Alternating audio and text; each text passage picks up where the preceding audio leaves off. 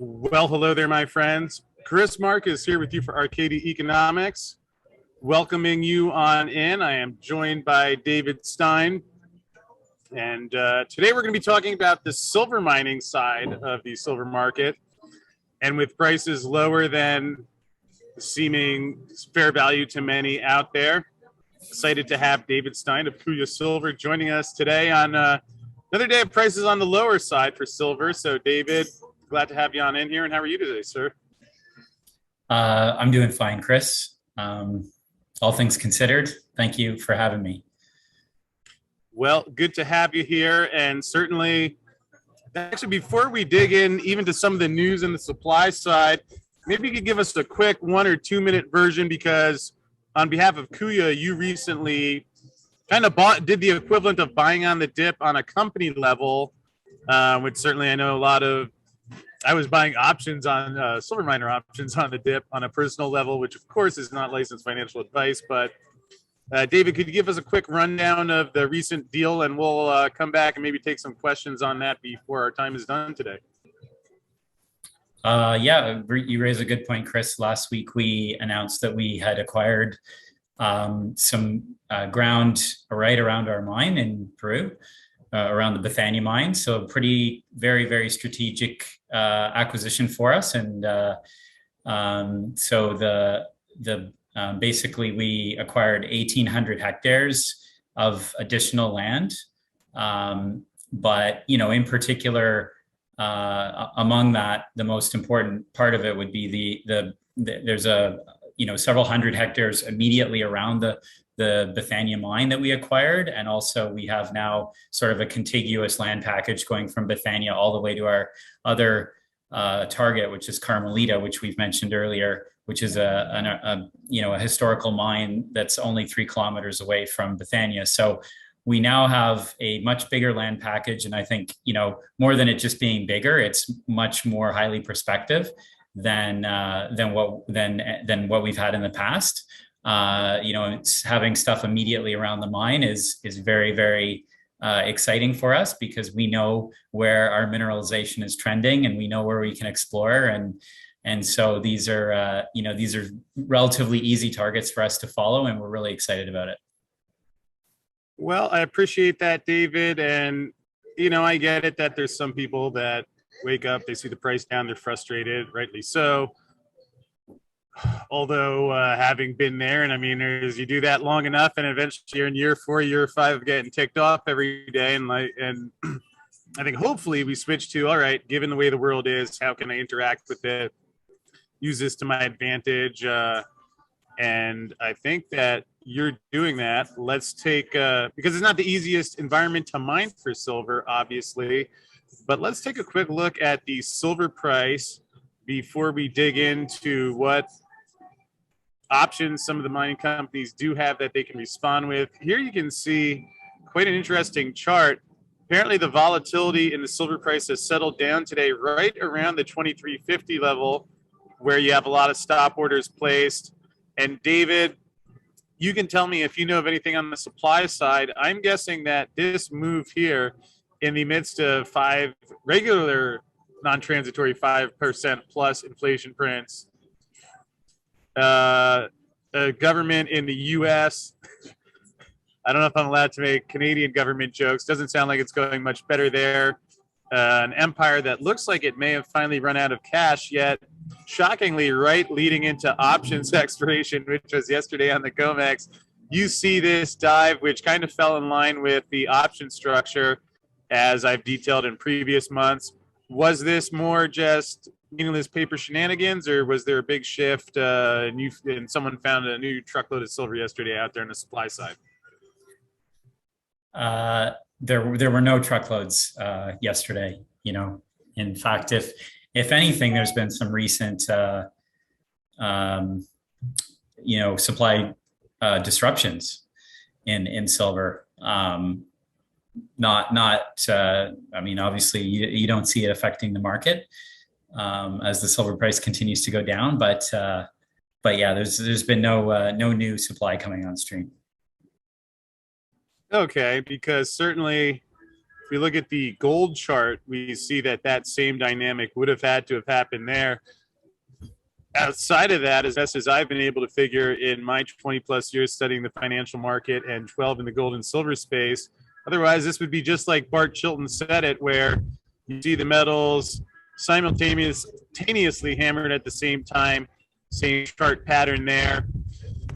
Now, probably completely unrelated to this is that J.P. Morgan just last week, so you can even read this one in 2 minutes. Look at that. They agreed to pay $60 million to settle a precious metals spoofing lawsuit. Although, David, why don't we hold off on that for now? Okay. Because I think that ties in, but I know we promised staying on the specifics for the supply side. So as the price is going lower, that's not making it easier for, I mean, there's not many people who are able to do what you're doing. Yes, David is a sponsor. I'm biased, but I don't think it's an easy thing to go pull silver out in this environment. And we've seen as the price came lower over the past decade, either the companies cleaned up their balance sheet or most of them aren't around now. So anything you could touch on there? Well, look, I think when prices are higher, two things happen. One is it's easier to raise capital in order to do expansions or build new mines. And then second of all, if you've got an existing operation, then you've got an incentive to produce more at the time.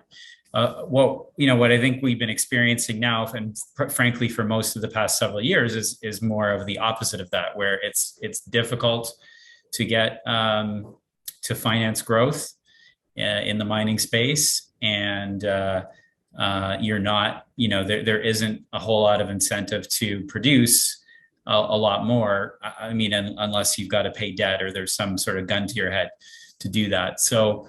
I mean, I think it's a very positive setup right now for a shortage to occur with any onslaught of new demand, and it will take years for the industry to respond to that.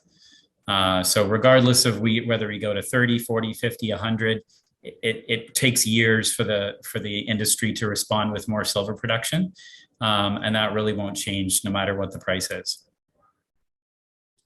Okay, which is consistent with what I've heard. Let me ask you a similar question like this. Let's say between now and a year from now, silver went up to $100 for the next year, and there was mania. Everyone was excited. Even silver bugs were smiling. How much extra production do you think we would have, even if everybody went full in, but just over that first year alone, to put it in perspective in roughly a 1 billion ounce per year market? My guess would be at most you'd see a 5 to 10% increase overall. That would be my guess, and you might not even see any growth. It sort of depends on what some of the bigger projects end up doing. It also depends on what the other metal prices do, because a lot of silver is produced as a byproduct of copper and gold production. So it's really hard to say. That the only incremental production I could see coming on really quickly would be artisanal miners, but you could have like hundreds of them in Peru and Mexico and elsewhere coming on, and if they all produce 100,000 ounces, you could get a few million ounces that way. That's about it. David, are you subtly implying some sort of field trip to Mexico and then Peru for all of the Arcadians to come along with Plata Silver Puppy and dig for some silver in the artisanal fashion? Because I'm ready to go. As you can see, I even moved the camera so you can see the beach behind me where the sand actually sparkles. I've been told it's primarily mica, yet I was directed here by Jorge Ramiro Monroy from Reina Silver at the behest of the legendary Dr. Peter McGaw. So when are we doing a trip of your mine in Peru? Well, look, I think sometime in 2022 it would be possible. Obviously, this year's almost done, but let's see what we can do next year, Chris. I mean, just because in case you need someone to guard your vault, I mean, you can just leave me there and go sailing for a while, and I'm sure it will all be there. Although you would still have a better chance with that plan than leaving it in the LBMA system, because David, what I'm still flummoxed to extrapolate and understand here is, I'll scroll up. I know some people might think I'm making this up. Silver Investment Report 2021. This was legendary from the LBMA, written by Metals Focus. And you've talked about the supply side. So even if you got the higher price, there's not much supply coming on, which leaves me confused. You know, now that we're getting late November, couple months, is almost, you know, past half a year, 9 months since Silver Squeeze, which I would say if Silver Squeeze on a scale of 0 to 10, with 10 being the knockout blow to the COMEX, was maybe, I don't know, in the 8 to 9 range. Not in my opinion, but let's read this paragraph here. The implications of another surge in ETP demand. As impressive as the global ETP holdings that hit 1.2 billion ounces in February, as impressive as that may appear, it doesn't tell the whole story. That I'd agree with, because if they just take in customer money while they're hammering futures on the COMEX, like LBMA sponsor Goldman Sachs commodity chief Jeff Curry eloquently described, you know, that's like the guy who puts 5 Ferraris on his neighbor's credit card. But we'll leave that aside and look at, as the social media frenzy gathered pace in late January. Now, David, I didn't know this was coming. My intuition led me to put option positions on somehow, which I feel fortunate from, but I didn't know of Silver Squeeze in advance. And interestingly, Wall Street Silver, if you look on their Reddit page, started January 29th. So all of this happened kind of spontaneously. Yeah. And global holdings surged 119 million ounces in just 3 days, which then the same LBMA later admitted that they miscounted, which would fall in line with what I said that first week of February, that no one on the planet that I could find that would actually allow into my house, so obviously Jeff Christian's excluded, could explain how that was even possible, leaving us in a situation that, given that most metal was allocated in London, fears emerged as to whether there was enough silver should demand continue at that pace. Now, I'd say that since February, you know, that was the peak. I mean, we've come down, but it's been months of still elevated buying, as folks will find out in tomorrow's weekly Endgame Investor Silver Report with Rafi Farber.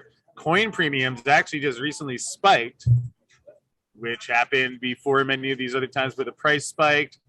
So if these guys basically said they got their teeth kicked in back in February, and I mean, it hasn't been that intense every day, but it's still been, I would say, probably a record-setting year if you talk to most dealers.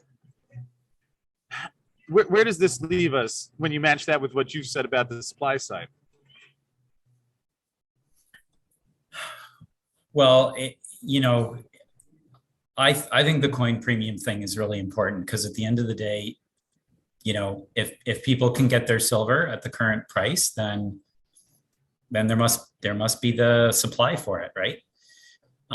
But as soon as you start seeing the premiums go up, then, you know, I think that tells you that something significant could be happening. That's my opinion. Would you say that's kind of like the canary in the coal mine, and there's a reason why you don't see coverage of that on CNBC? You don't see the Wall Street Journal. I mean, they don't even know how to spell silver, let alone cover the premiums. But for the people who are looking and have seen the evidence, they've seen that letter that was sent to Ralston Benham asking him to explain why him and his banker buddies capped the price. Are there other times when they've capped the price? In fact, David, silver got to $29 in February, or it got over 30 in February, but remember, it's the year before when it finally broke through 21, it shot right up to 29. Was that another time when they capped the price? But even though the regulators brag about their fraudulent transparency, for the astute investors that go straight to the source, the people who are mining this and seeing it, would you say that if you're looking for the signs that they won't tell you, that the increased premiums could well be one of those to keep an eye on? Yeah, I think it definitely.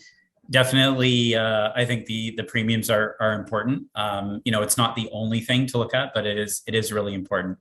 I think going back to that paragraph that you just cited, Chris, and in that LBMA report, what's pretty interesting to me, because I remember it wasn't that long ago that we lived through that, and I was probably even on an Arcadia panel at some point over that brief period of time when we had the silver squeeze. And at the end of the day, when you actually go back and think about it, it was just a matter of days. The whole thing happened. Like, it was a very, very short period of time.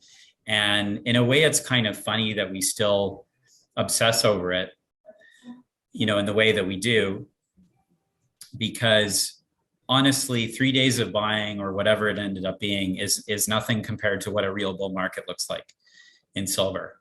And the conditions that set up the silver squeeze were very unusual, in the sense that essentially you had the GameStop guys, and GameStop was going crazy in mid-January, or just basically right before this happened, got up to $400 or whatever. And then some of those Wall Street bets guys started to branch out and into other stocks, and silver came up as one of the ideas. And then that's sort of when it became a thing for a few days, and then we woke up in February, first week of February, and it was all over. So I think it's just worth reminding people how while that was a very interesting week or so, and it does tell you something about how tight the silver market is. We could have that in a real bull market. We could have that for week after week after week after week, and I think that's what people need to just keep in the back of their minds. I'm not saying it's going to happen like tomorrow or whatever, any time frame, but we've had real bull markets in precious metals, and especially silver, and they are very, very powerful. And it's probably going to be nothing like anyone's experienced before when it does eventually happen. Yeah, I would agree with that, David, especially when you factor in that if you just flip a paragraph forward, perhaps you could read the highlighted quote right after the fears emerged as to whether these guys were going to be exposed as the traitors to their country and the global financial system that they are. Can you read this highlighted, how they could follow up a gem like that? This suggests that had demand in iShares continued at the frenetic rate of late January, early February, it would have only been a matter of weeks before London's existing stock was used up. Well, that doesn't sound good, especially if you're one of the banks that is short a lot of metal. Now, despite they like to deny that, when they changed the prospectuses for SLV and SIVR and the other silver trusts on February 3rd, just a day after this, of course, just 2 days after Austin Benham opened his silver investigation, they actually specifically in the legal contract language that they didn't tell me about when I called iShares on August 5th, which that could be multiple felonies in and of itself. They didn't mention, they did in the part they hid mention short position. So at the end of all this, David, where, you already had this situation in February, the price is $6 lower than it was then. So that means it's harder for you and Keith Neumeyer and the other guys to go get the silver out of the ground. And if it was that close to blowing up in February, and we've had steady demand that I believe would be record setting compared to just about any other year, is it possible that these guys could be very close to getting knocked out for TKO'd?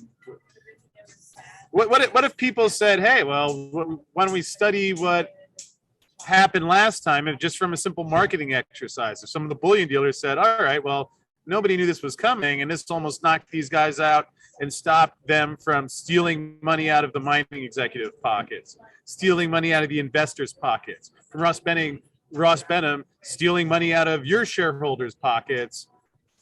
I mean, could we be close to them just finally being blown out into oblivion so that the world can actually experience life without that level of fraud?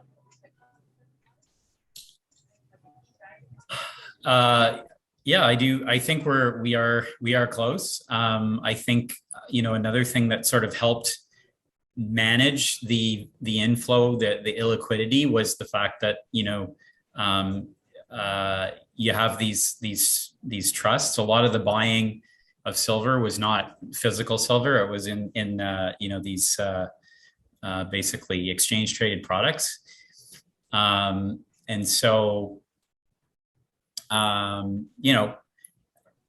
would say if you had something similar happen and you had a bigger, if you start seeing a bigger impact from physical, then yeah, that would be a lot bigger impact on the market going forward. Yeah, it will certainly be interesting to see how that shakes out. I'll pull up one other chart here I've been meaning to share, because here's the funds like SLV and those other paper junk ones. By the way, fellas, you don't want to get your wife paper silver for Christmas. Trust me, they physical only, because you see here in this true piece of garbage sponsored by BlackRock and JP Morgan and a bunch of other weasels like Goldman Sachs, right there in February, you see the massive holdings that many of the guests on the Arcadia show pointed out were possible that it could have gone in. This was months before the LBMA admitted that. But look, David, up here, this blue line, that's showing that even despite 5% plus inflation prints that were supposedly transitory, even though 2% was their target. I mean, when is it non-transitory? Yet through all of that, basically you saw a massive run up. Here's COVID back in 2020 when the price of silver dips to $12. You see a ton of metal go in until it suddenly stops there. Even fraudulent Ross Benham acknowledges to it on YouTube to his commodity buddies at the Boca Raton Futures Conference, hey, we're getting our face kicked in. We had to use all of the fraudulent measures possible to keep stealing from the investors. And sure enough, right after that, no metal goes in. This looks like a coiled spring to me, David. Obviously not legal financial advice, and I know you're running the company, so feel free to pass, or if you have any comment on what might have accounted for the metal just demand just stopped, Was this Jeff Curry hedging on the COMEX, or what do you think on that one? Well, again, going back to my personal experience in living through January, February of last year, I think what we saw was, a lot of more the trader type people would have probably gotten out in February. And then a lot of other people were, like myself, would have been switching into more, let's say, call it trusted ETF type holdings like Sprott, for example. So obviously that doesn't make an impact in the total number, but I think it is a positive thing in terms of taking supply off the market. And essentially, this total number of million of ounces of silver doesn't tell the whole story, because obviously there's some that can be kicked back into the market really easily, and there's some that can't. And so I think the quality of the investment demand in silver has been improving in the last year, and I think that bodes well for the next bull market whenever that begins. Well, that makes a lot of sense to me. And David, here's a little bit of a tougher question. Again, you can pass if you need to, although I think this one is relatively safe here, but it's one that I get from a lot of investors. I guess you're at a different stage company-wise than this might apply to others, but here I mentioned, I was asking people what they thought about the letter that I wrote directly to the head of the chief regulator, who's part of the plunge protection team, the working group on financial markets, meets with Janet Yellen, meets with the felons and front-running Fed governors that are Goldman Sachs executives as well, saying, what did you think about the letter to CFTC Benham that I also sent to the silver mining executives of the companies that have been victimized by the manipulation that Rosti the Bosti allows the CFTC to facilitate? Yet he won't respond. Hopefully later this week, I'll be able to share my communications with the press director. of the CFTC because those were special. But here, Joe Boy says, why aren't the mining executives already outraged by this? I've talked to some of them, but let me pass it over to you. You're not producing silver yet, but any comments, or if you want to touch on some of the non-primary silver miners, anything that you'd like to comment on there? Well, maybe it's because we've been beaten up so long that we're somewhat accustomed to this, and so it's maybe not a case that we're not outraged. It's maybe that we just have other pressing issues that we're dealing with. But look, I think we all want to see higher silver prices, and because it benefits all aspects of our business, and it actually really does trickle down to helping people, helps our employees, and all the communities that rely on mining, that are outside of the big cities, whether you're in the United States, Canada, Peru, Mexico. There's a hugely positive story here if we can get higher prices, but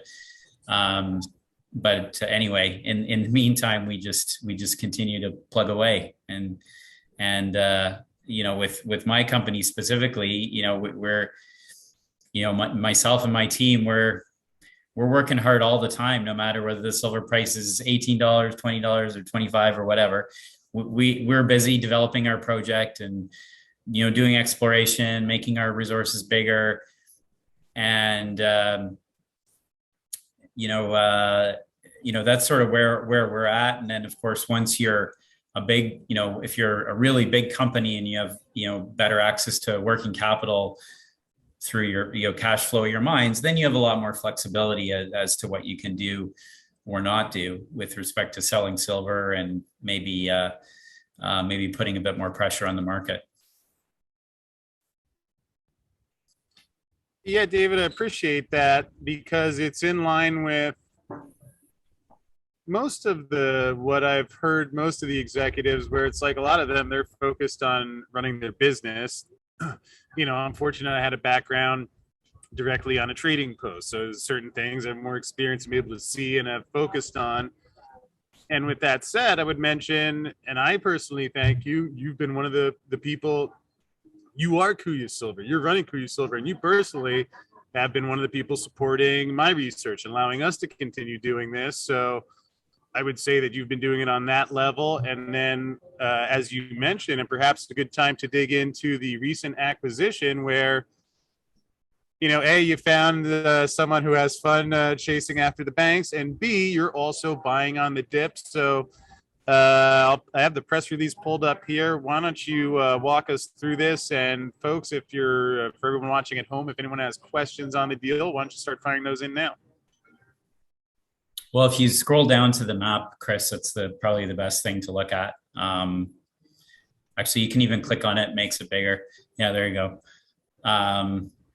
Yeah, so well, we're developing the Bethania mine where the Star is, and all the red pink area is the new area that we acquired, and then the yellow dot is Carmelita, which is the project that we acquired in May of this year. So we've been, over the course of the past year, we've been putting together a really big land package around Bethania, and we know that the Bethania, or Kuya, we still have to, I guess, prove it and show it to the market, demonstrate it. But our belief is that the system, the mineralized system is much bigger than what is just on the black rectangle there. So we've been watching and waiting to acquire these properties for a long time. We're very happy that we can now, and we will immediately start to explore there and basically incorporate that into our plans that we've already announced, that we announced earlier in November. And I think in terms of buying on the dip, Chris, I'll just reinforce that one point, because what you made is a good one.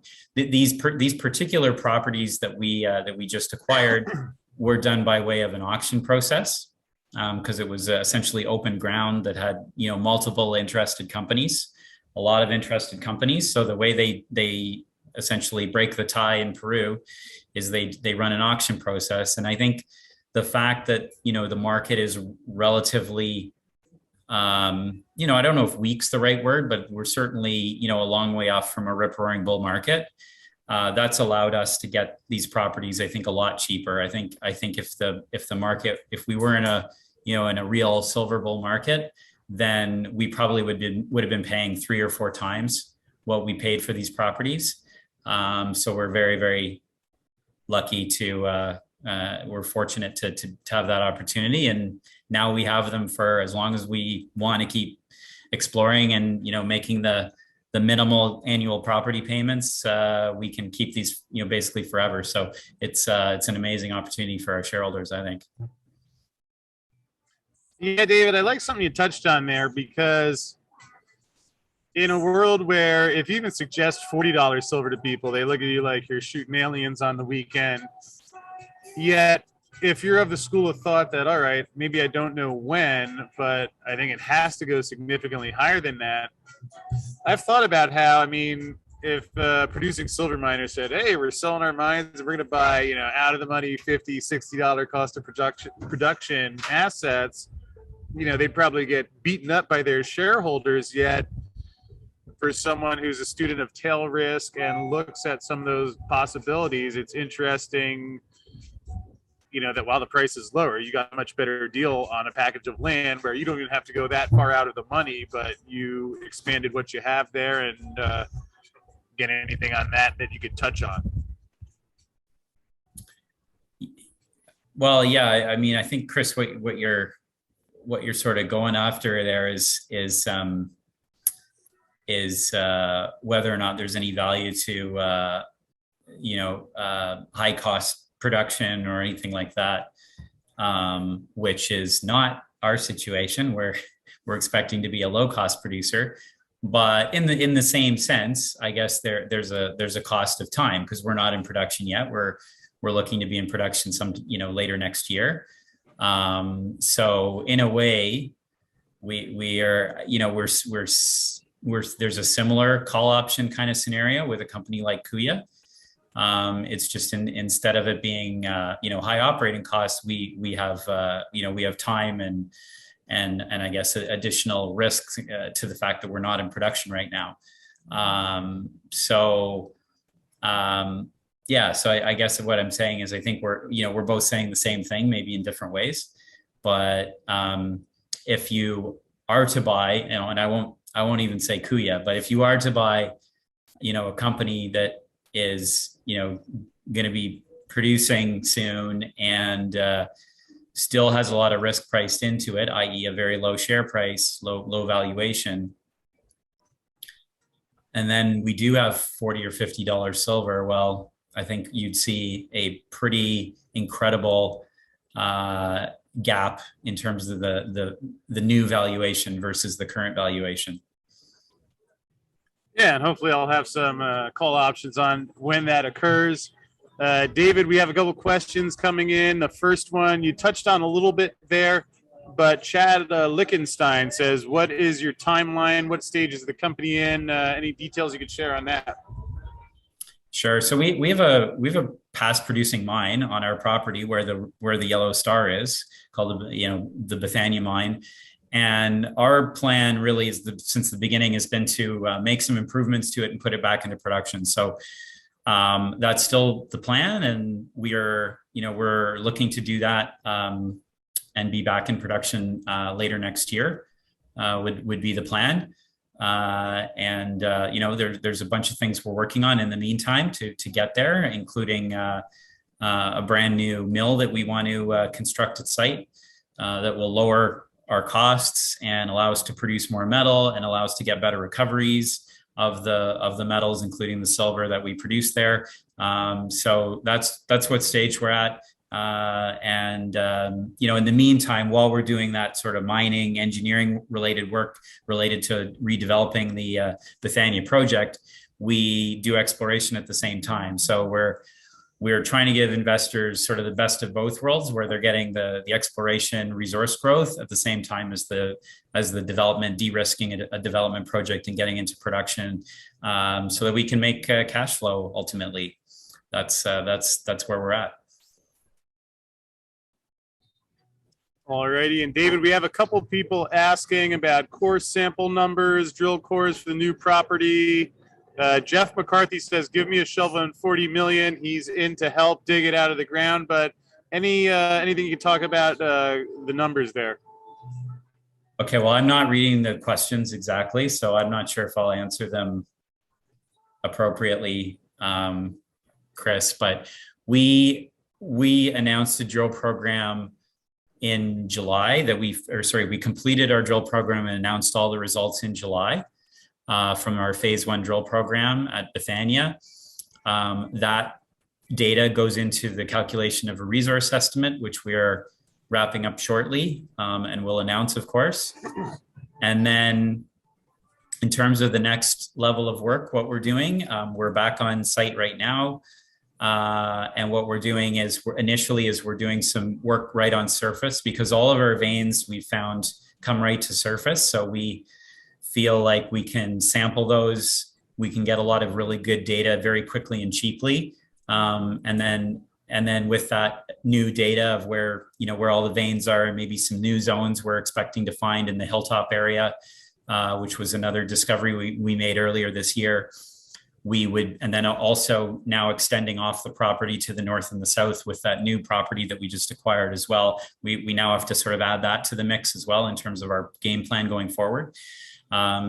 So with all that work that we can do at surface, we will then bring the drills in to start drilling out, more resources, hopefully, in the next several months. But initially, right now, and probably for the next few months, we've got a lot of work on surface that we want to do. We've got, I guess, if you include the Hilltop veins that we know about right now, without any new discoveries, you're looking at somewhere around 25 veins. Now, we won't be sampling all of them, but we'll definitely be doing a lot of them. And then we also repeat everything that we do at Bethania. We need to go and repeat it at Carmelita. So we need to move our crews over there. We need to do the surface sampling, the trenching of the veins that come right to surface. And then once that's done, once we get the data back, then we can plan a drill program there as well. So there's going to be a lot of work going on. Hope that answers the question, because I didn't read it verbatim. No, I think we got what people were asking about there. And David, another question, well, I had, and then I'll take a look and see if we have any more in there. I'm going to pull up a chart here because I had an article that I saw the other day that here says Thanksgiving travel surged to test airlines as industry struggles to recover from labor shortages, pandemic. I'm confused by some of the pricing action in the markets these past couple of days, because on one hand, they're saying the economy is great, yet we're seeing countries go into lockdown again. And I might remind folks that when this happened last time, silver dropped to $12, and then as we talked about earlier, it was 29 by that July. How do you factor that in? Because they're saying there's the new wave of COVID. There's always a new one somewhere around the corner. How is that? Because it's like you already have this thing as fragile, and they said the whole world stopped when COVID, and now they're claiming that it's coming back. So if that does manifest, how do you bake that into everything that we've talked about today? Well, I think if you go back to February, March of last year, there was a lot of 2020. There was a lot more of a sort of a panic of the unknown. And I don't think that's going to happen again, at least with COVID. So, well, yes, it's obviously bad to see, some of those countries in Europe, for example, going back into lockdown. And I'm sure that's not good for their economies and stuff like that. But I think, I think in terms of the silver price and all that volatility, I would say it's going to have to be probably something new that would shake the market, if that's even going to happen. Very interesting to look at that chart because it really puts into perspective, the drop in the silver price when you actually look at it over the course of the whole year wasn't actually that much. I mean, yes, in a percentage basis, it was, probably off the top of my head, maybe 30% or so, but then it went up much higher much more than that on the upside. So, I'd take a 30% drop in silver if it meant 100% up after, because that would probably get us towards somewhere towards the high 30s at least, which would be great for our business, obviously. You would think so, and certainly it's a diverse marketplace because I'll pull this one up. A lot of opinions out there. Now, I know Ben Bernanke Powell, Joe Biden calls him Jay, which I thought was cute in the press conference. I wasn't sure if that was Jay or just like Jay, as in like Jay-Z, or, it's how these guys are close and have destroyed any independence between the fraudulent central bank and the fraudulent treasury. But nonetheless, CNBC is fortunately cautioning people to ignore those hysterical Fruit Loop silverbugs who say inflation, because inflation isn't here to stay, economist says. I guess that's singular, just one economist. Although Jerome Powell said that for most of 2021, and we know how that worked out. But here, this guy, now, David, I won't ask you to call him a complete fool. I haven't heard him talk yet, but he's claiming that, this is a continuation. It's transitory. It was on Squawk Box. Maybe he was watching Jim Cramer, who sees signs that inflation pressures are easing, believes the Fed's policy to continue facilitating crime by the investment banks around the world is the way to go. Are people well served if they watch CNBC? Jim Cramer expects the red hot used car market to start cooling down. You actually run a business, David, where you actually have to pay for things, not use printed Fed cash. What are you seeing on the inflation side? I would say anecdotally, we're not seeing anything go down. We're seeing various expenses go up, and I'm not sure what they mean by cooling down. Maybe not going up as fast, but it's still going up, right? Yeah, I mean,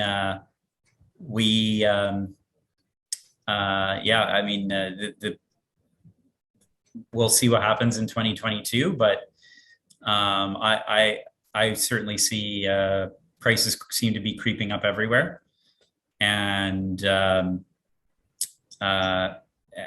yeah, I mean, and it's very inflationary. Like, there's no question about it. I mean, the only thing that would knock it down would be like basically a recession, right? Which isn't good either. So I think this kind of idea that we're just going to go back down to, 2% and like is a pipe dream. It's either going to crash dramatically or we're going to keep having high inflation. That's what I see. Yeah, which makes a lot of sense because obviously only a fool would think that it would go down to 2% when they're just monetizing money faster than ever.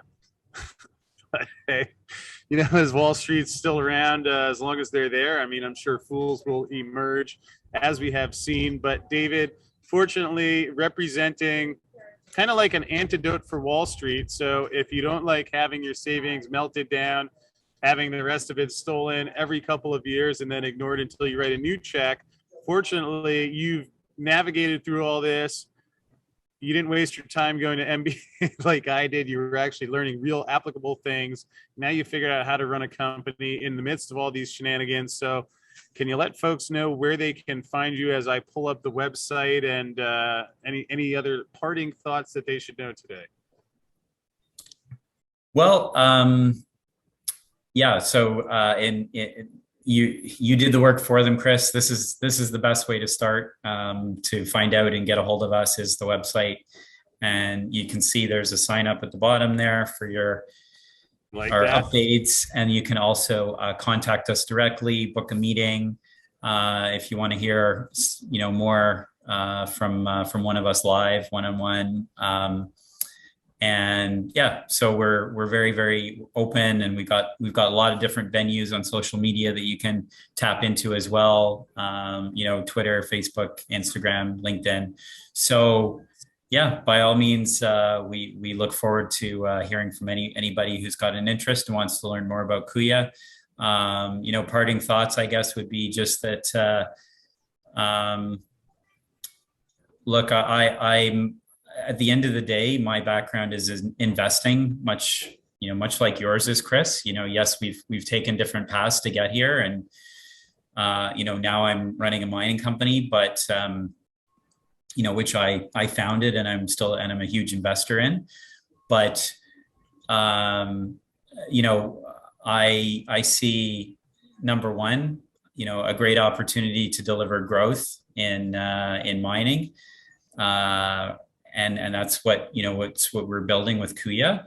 And then number two, I see the not really an opportunity, but an expectation that we will see higher silver prices at some point, in a real precious metals bull market, where gold and silver are going up together, and silver is outperforming gold, and the silver gold ratio is or the gold to silver ratio is dropping.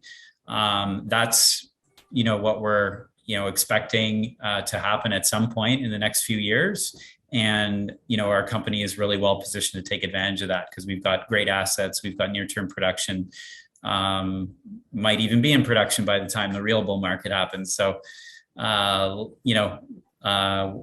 here for the long run, and very, very excited, even though day to day it can be very frustrating, but we're very excited for the long term. Well, that's why you can come hit the pool or the beach in the background here while you wait. Hey, perhaps no one ever said crushing it in the silver market was going to be a flat roller coaster. There are ups and downs, but I think that's the fun part of trading and investing. Sure, it's easy after the thing happens, but you got to make your decisions before it happens. Again, this is not licensed legal financial advice. You'd have to see if you get Rusty to call you back at the CFTC on that.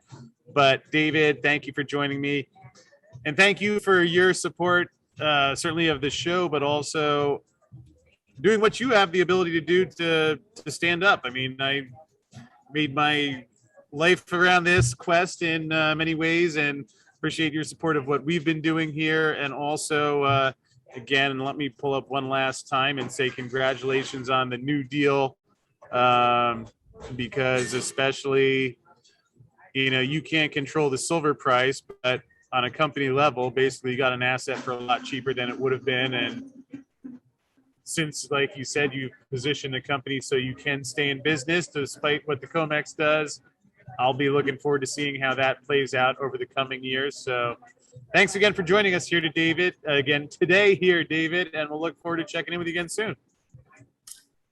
Great. Thanks, Chris. It was a pleasure. And let's do it again sometime soon. All right, my friend. I'll look forward to that.